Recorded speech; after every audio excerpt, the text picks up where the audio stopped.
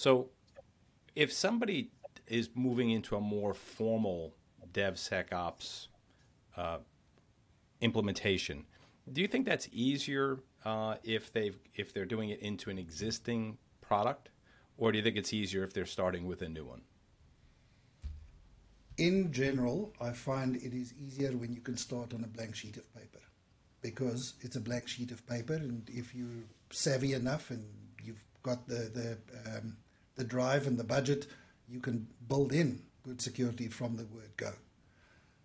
However, the counterpoint to that is often if it's a startup, if it's somebody that's trying something out, they're building a little prototype, they're not necessarily ready to take this thing into production, then sometimes they don't put in the effort to put in security sufficiently from the word go.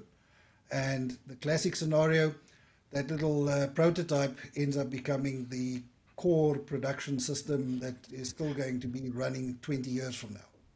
You know, I wish I had $10 for every one of those I've seen in production.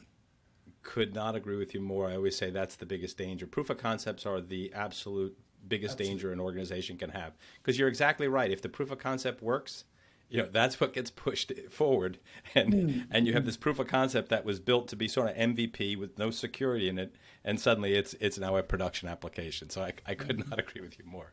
And so often what I've seen is even if they say, okay, no, we've done our proof of concept, now we are going to redevelop, what you find is copy and paste programming. So the developers were literally copying and pasting chunks of their POC code into the production, and that's not necessarily getting picked up.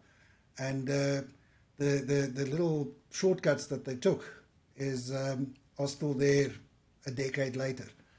Again, saying that I sometimes throw around is the road to hell is built with one shortcut at a time.